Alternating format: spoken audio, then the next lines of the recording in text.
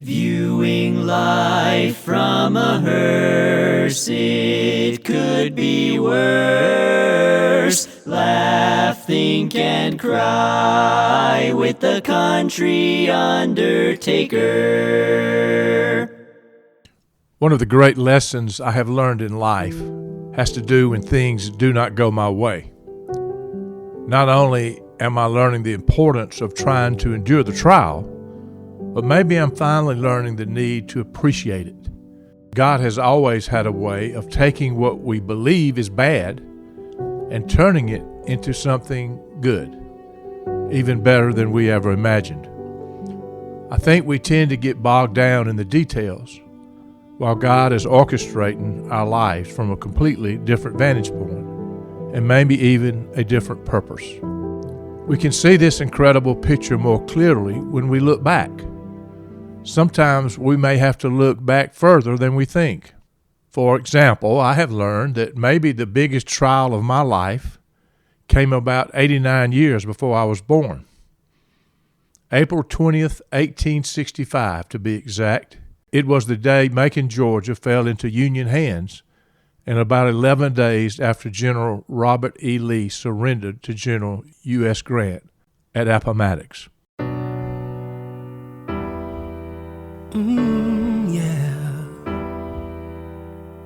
Time flies, close your eyes. Imagine you could see everybody else's dream. What a comfort it would be.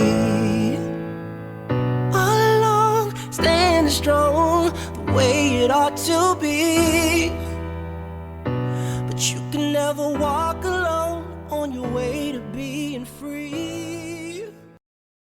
My great-grandfather, Edward Aldrich Goddard, was in Macon that day among those Confederate troops. I'm quite certain that was a difficult day for my 22-year-old future great-grandfather. In fact, I would venture to say it was the worst day of his life. For almost 4 years, he had fought for the Confederacy.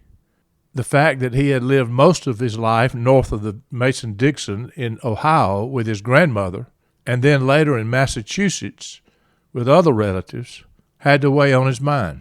I am not sure if you read about what it was like to fight in the Civil War, but if not, you should do it sometime. It had to be over-the-top, crazy difficult. Here's a little snapshot from American Civil War, life as a soldier in the Civil War. The life of a soldier during the Civil War wasn't easy. Not only did soldiers face the possibility of getting killed in battle, their daily lives were full of hardships. They had to deal with hunger, bad weather, poor clothing, and even boredom between battles. The soldiers of the Civil War had to deal with terrible medical conditions. Doctors didn't know about infections. They didn't even bother to wash their hands. Many soldiers died from infections and disease. Even a small wound could end up infected and cause a soldier to die. The soldiers of the Civil War were often hungry. They mostly ate hard crackers made from flour, water, and salt called hardtack. Sometimes they would get salt pork or cornmeal to eat. To supplement their meals, soldiers would forage from the land around them. They would hunt game and collect fruits, berries, and nuts whenever they could. By the end of the war, many soldiers in the Confederate Army were on the verge of starvation. Ed Goddard enlisted in the Confederate Army in Arkansas, where he would join Company H of the 6th Arkansas Infantry Regiment.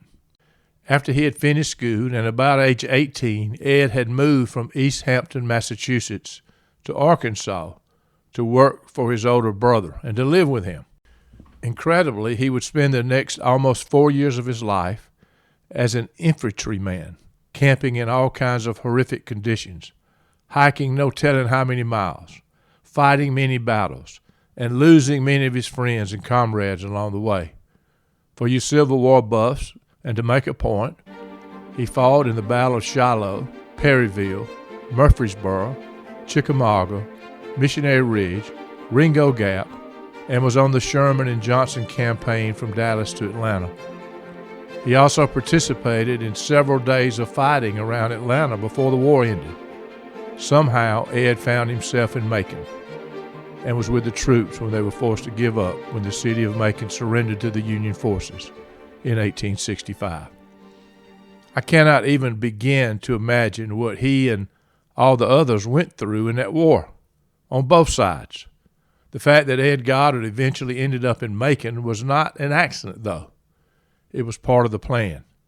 Not the plan young Ed could see at the time, but the one God was orchestrating from that different vantage point. I am fairly confident when Ed signed on to join the Confederacy, he had no idea he would end up in Macon, Georgia. In fact, I am very confident he had no way of knowing that. To understand the bigger plan, there's more to the story. Ed's father, James, was one of the early settlers of Macon, Georgia. James and his older brother, Bailey, moved from Athol, Massachusetts, to Macon in 1821, well before any hint of a civil war. They both were successful and well-known businessmen in Macon, but Bailey died rather suddenly at the age of 35, after being in Macon for only 11 years. On the other hand, James, Captain Goddard as he was called, did really well in Macon and had many business interests, including being a founder and president of an insurance company. He made his fortune, however, owning and operating a line of boats on the Ocmulgee River before the onset of the railroad. When you read about the Macon train depot being dedicated in the early 1840s, James was there, even though he knew the railroad would eventually put him out of the boating business. The railroad disrupting the boating business would not be the only problem James would face.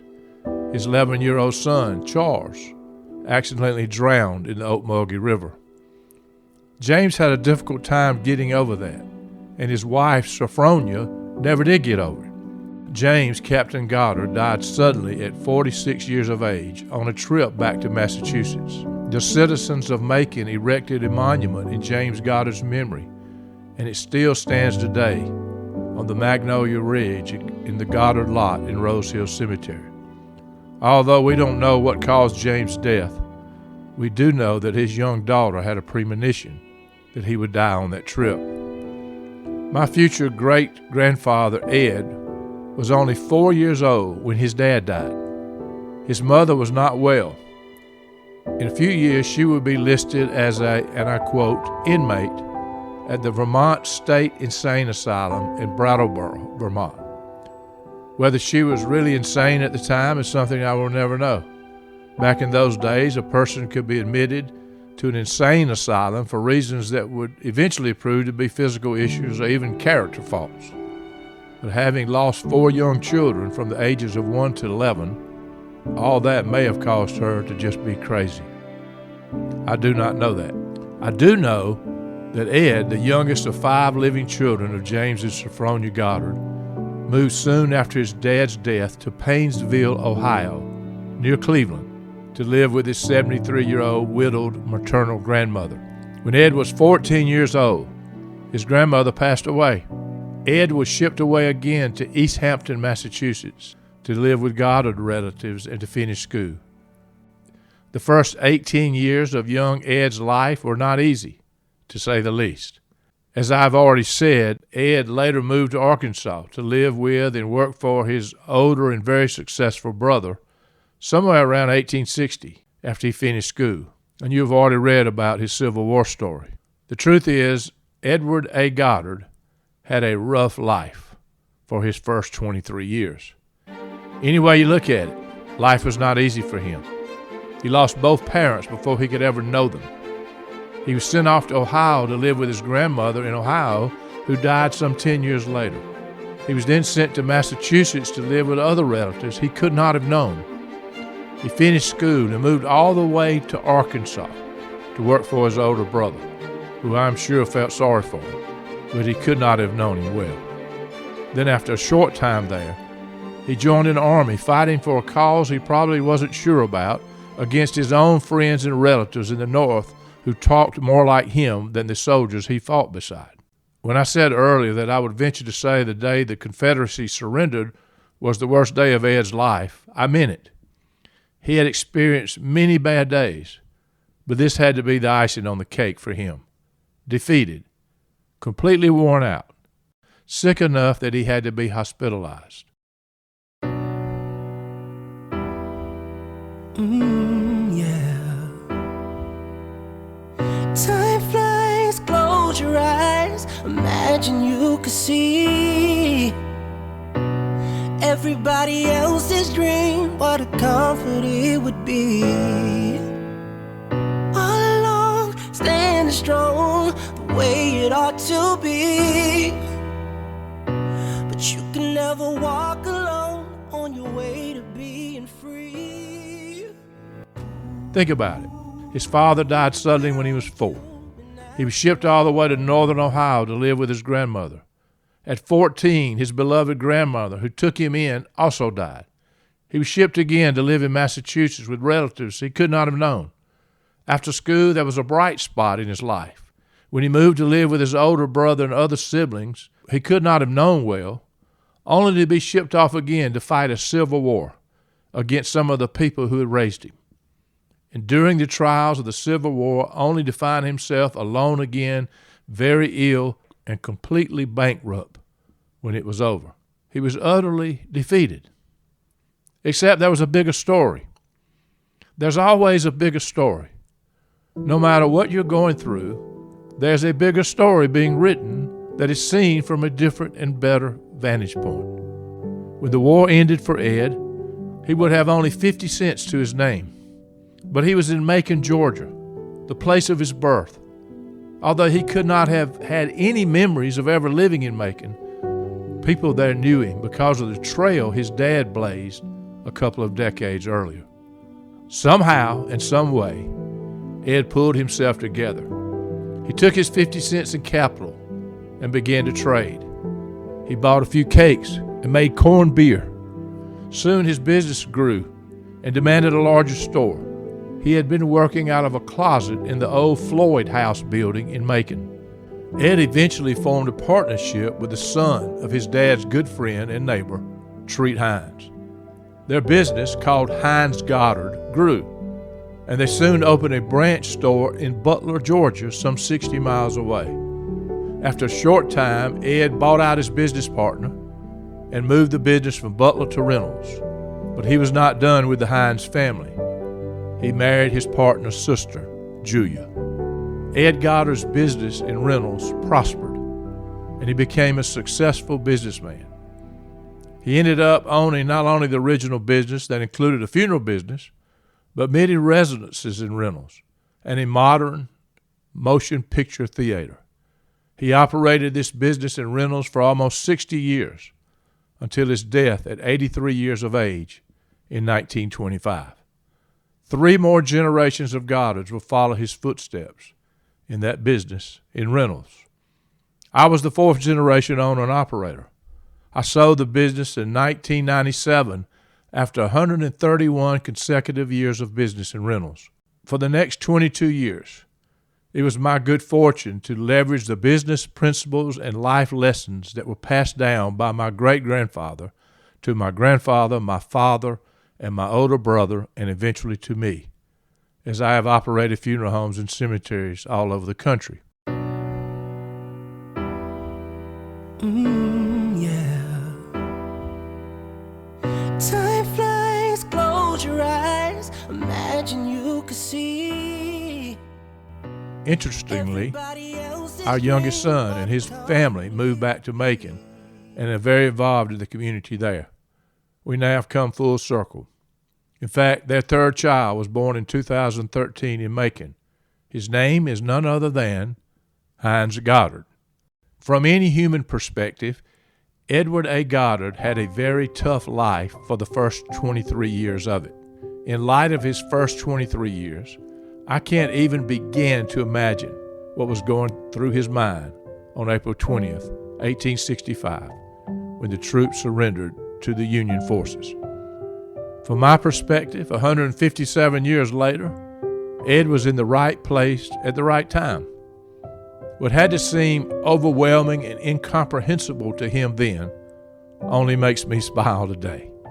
Of all the places for him to be when the war ended, but in Macon, Georgia, the only place on earth where a path had been paved years earlier for him.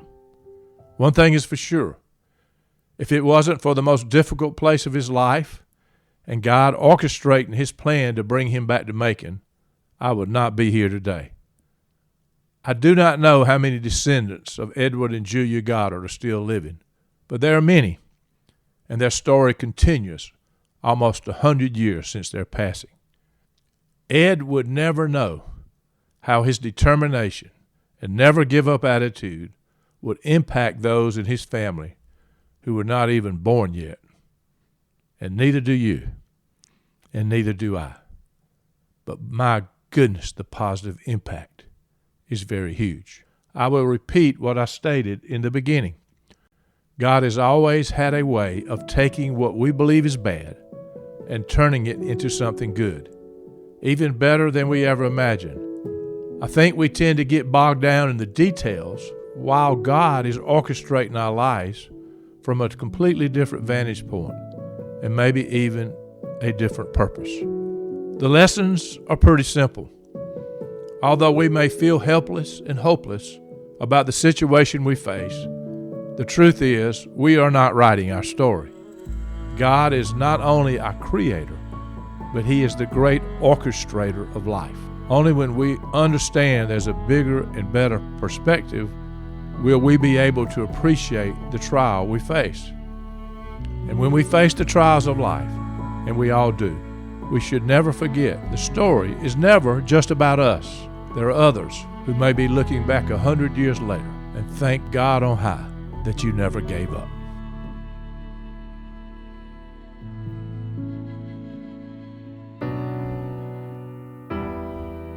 Yeah. Time flies, close your eyes. Imagine you could see everybody else's dream, what a comfort it would be. All along, standing strong, the way it ought to be. But you can never walk alone on your way to being free. Viewing life from a hearse, it could be worse. Laugh, think, and cry with the country undertaker.